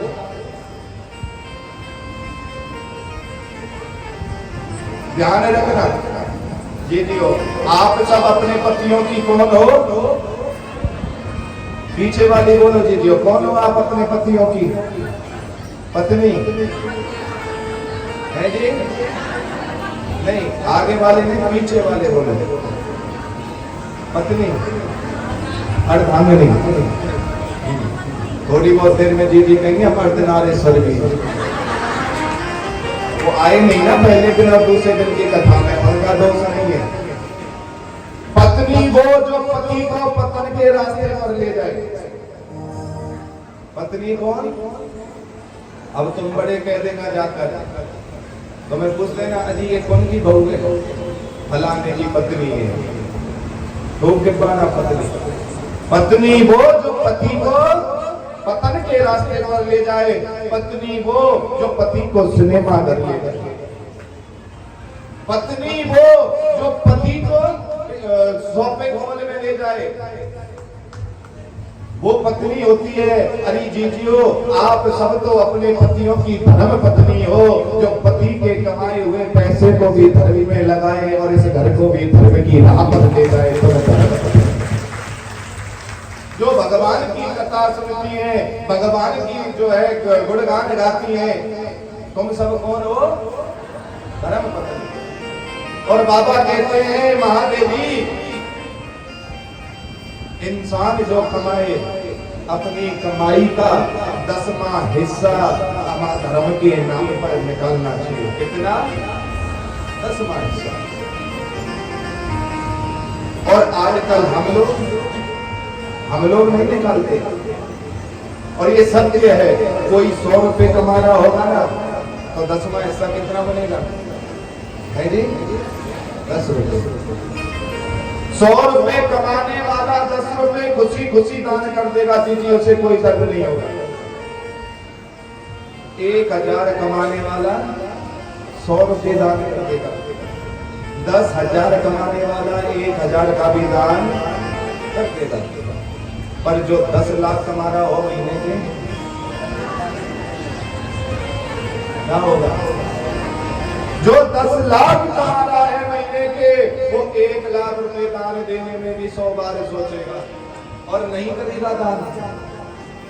अरे ये शास्त्र कहते हैं, ये शिव महापुराण कहती है, अरे इस सरकार के टैक्स से तो तुम बच जाओगे। इस सरकार की टैक्स की चोरी करोगे तुम बच जाओगे, वकील करके, जज करके, कहीं सिफारिश लगा के तुम बच जाओगे। पर मेरे शंकर की टैक्स की चोरी करोगे तो सीधे हॉस्पिटल में पाओगे या नहीं? डॉक्टर कौन? भगवान। ब्राह्मण संत, ब्राह्मण कथा वाचक कौन? भगवान। भगवान की कथा कौन? भगवान। ये सब धर्म के क्षेत्र में भगवान शंकर कहते हैं कि ठीक है मेरी जीजियो, तुम कथा भागवत में मत दो, ठीक है तुम किसी भी धर्म के स्थान पर मत दो, पर माँ हॉस्पिटल में तो देगी जब हाड़े लेके मरेगी, मैं तो देगी। और 1 नहीं 2 नहीं, टैक्स के मूल सहित दूंगा। अब तक तो तेरा 1 लाख हो रहा था, हार्ट की बीमारी ऐसे दूंगा 3 लाख दुगने करके लूंगा।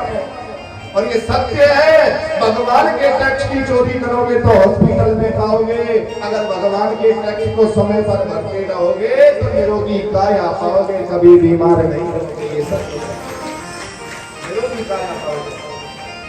हमसे पूछते हैं बहुत लोग, मुझे बहुत पूछते हैं, अपने भगत हैं वो भी पूछते हैं, भाद्रगढ़ में भी लोग कहते हैं, आप कहीं जाते हैं गुरु जी हमें एक प्रश्न का जवाब दो।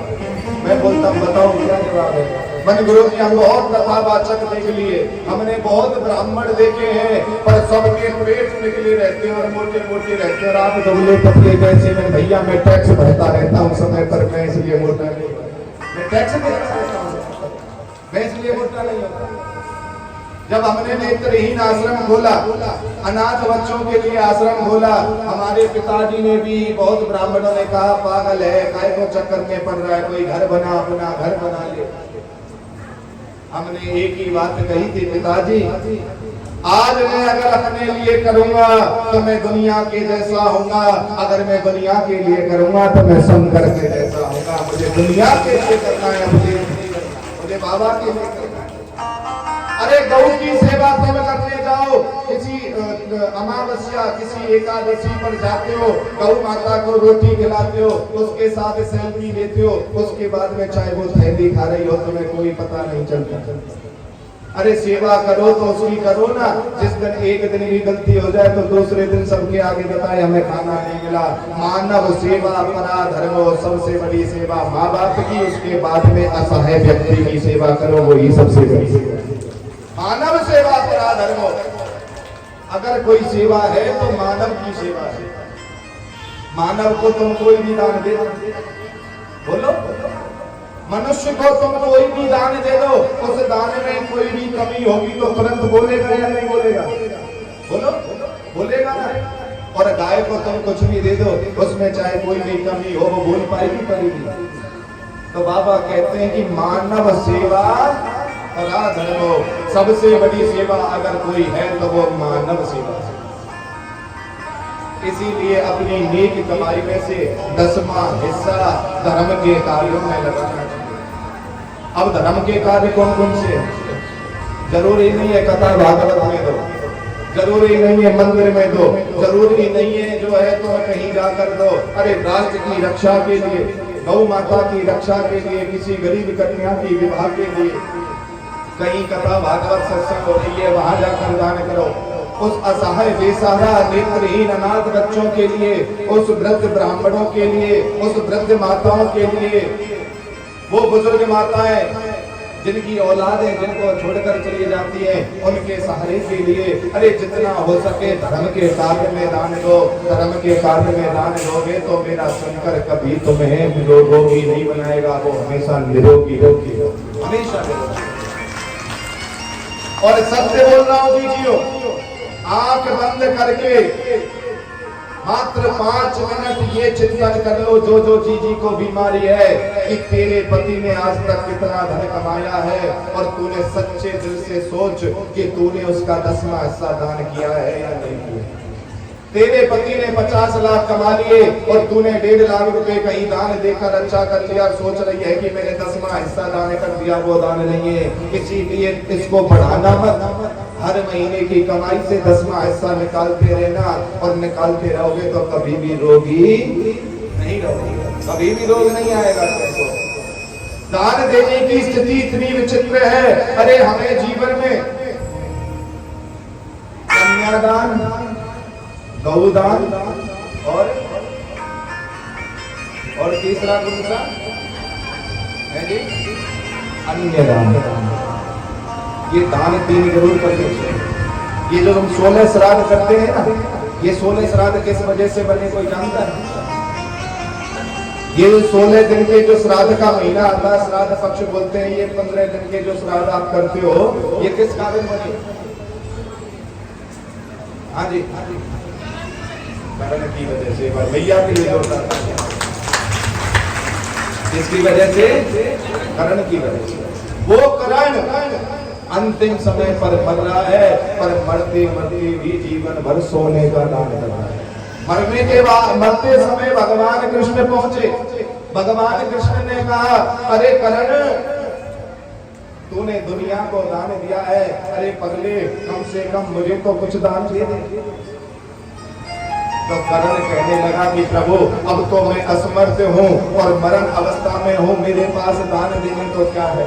भगवान ने कहा तेरे पीछे ये गेहूं की ढेरी बनी हुई है, तो ये अनाज का दान दे दे। करण बोला नहीं प्रभु, जब मैंने आज तक दुनिया को सोना चांदी दिया है तो तुम्हें अनाज क्यों दूं। और देख लो भगवान हेल्प कर रहे हैं, उसकी सहायता कर रहे हैं, पर नहीं समझ में आई करण को। करण ने कहा कि प्रभु मेरा एक दांत सोने का है, मैं इस दांत को ले लो आप। भगवान ने कहा कि मैं तेरे दांत को कैसे तोड़ूं। करण ने एक पत्थर उठाया, अपने मुख में मारा, दांत तोड़कर ऐसे सामने कर दिया। बन प्रभु लो ये दांत तुम दान में दे दो। मरते समय करण दान दे रहा। भगवान ने कहा ये खून में सना हुआ था, मैं ऐसे दान नहीं लेता, खून लगा हुआ जिस मैदान में हो।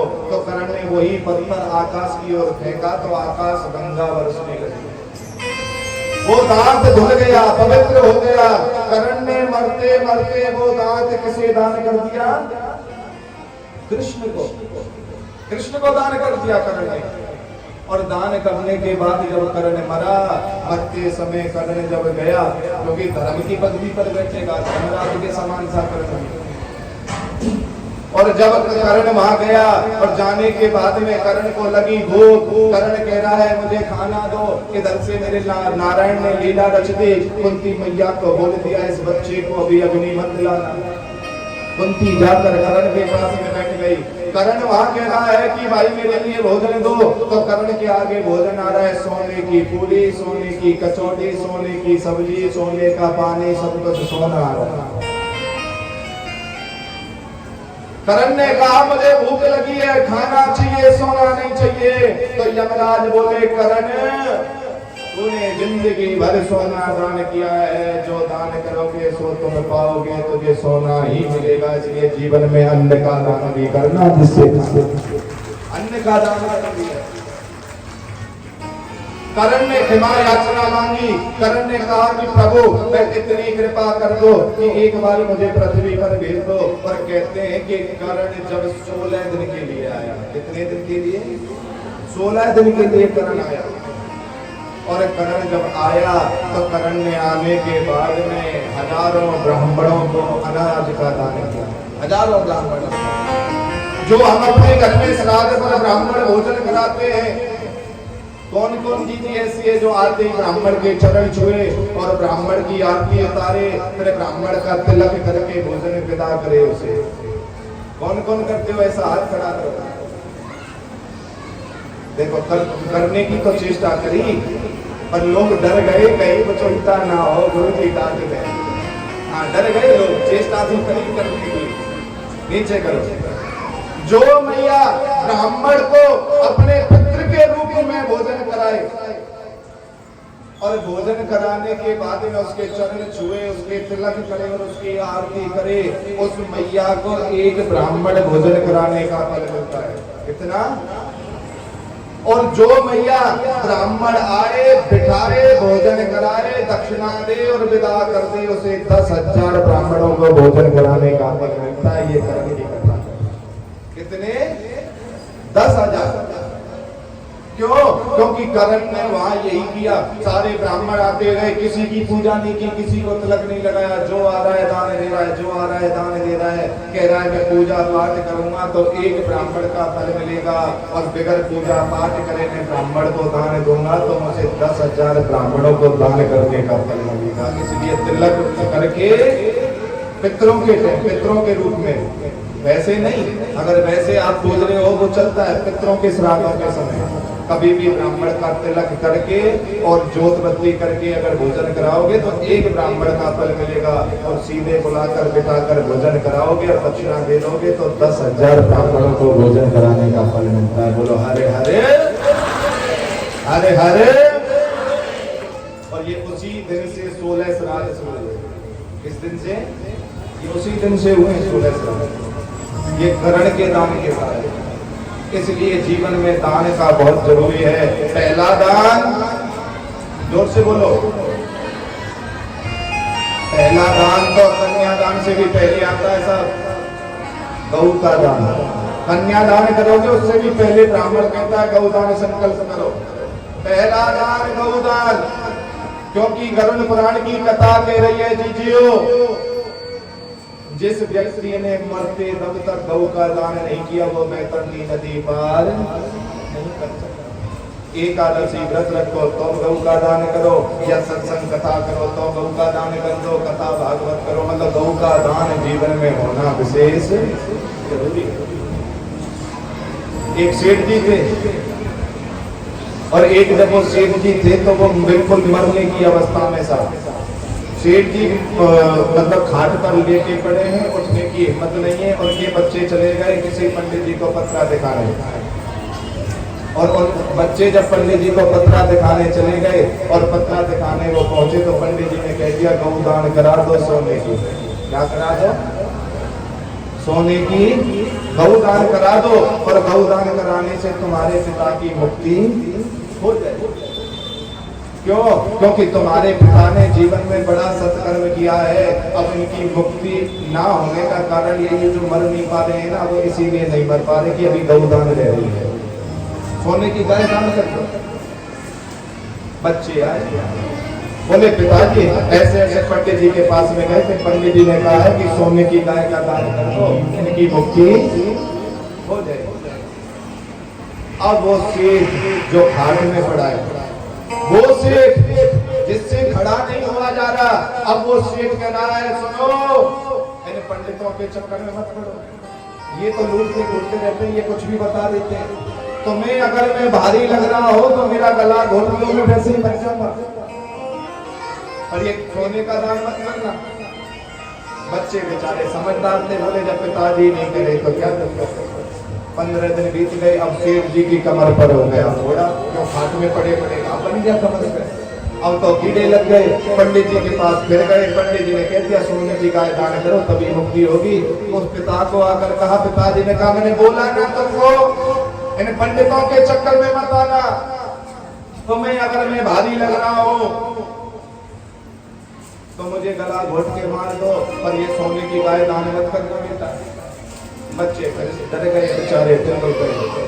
अब इतनी बुरी हालत हो गई कि खाट पर ही मल मूत्र सब कुछ वो सेठ करने लगे। बच्चे फिर गए, पंडित जी ने कहा कि जब तक दान नहीं करोगे मुक्ति नहीं होगी। बोले ये पिताजी मरते मरते मर जाएंगे, पर ये दान नहीं करने देंगे, कोई और रास्ता बताओ ना। उन्होंने कहा एक रास्ता और है, पिताजी को बोलो कि मिट्टी की गाय का दान करना है। क्या बोलो? और सोने की गाय बनवाना, मिट्टी का पानी चढ़वा देना। अब तो बच्चे आए, बच्चों ने कहा कि पिताजी पंडित जी कह रहे मिट्टी की गाय का दान करो। अब जो वो सेठ जिससे खड़ा नहीं हुआ जा रहा था, अब वही सेठ एकदम खड़ा हुआ, बोला बेटा ये पंडित जी को जल्दी बुला के ला, ये तो सहन नहीं हो रहा है, जल्दी दान करा। जो वो सेठ कह रहा है पंडितों के चक्कर में मत पड़ो, वो कह रहा है मिट्टी की गाय तो जल्दी दान करा। पंडित जी आए, दान लिया, भगवान का ऐसा चमत्कार हुआ, 2 घंटे में सेठ जी पधार गए। कितनी देर में? 2 घंटे में।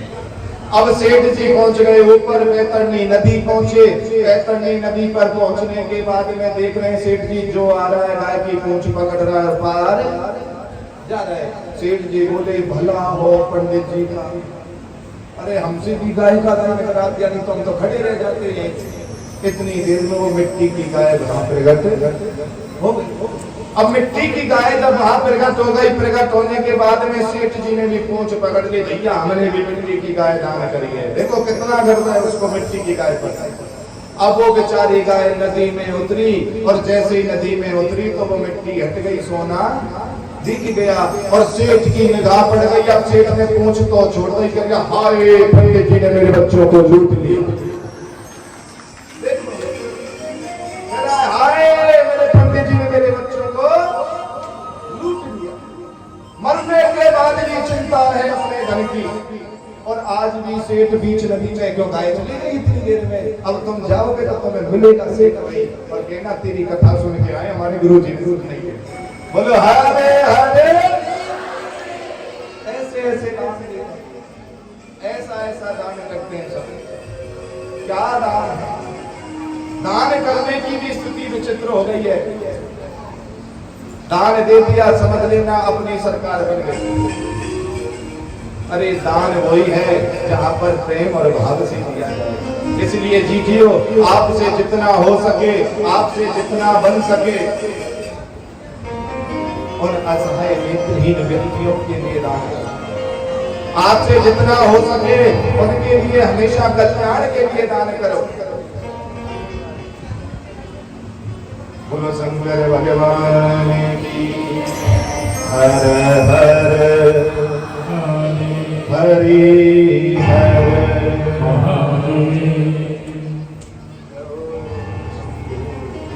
एक बार देखो, ये बाबा की कृपा है, आपकी कथा को श्रवण करने के लिए हापड़ से भी भगत है। एक बार उनके लिए जोरदार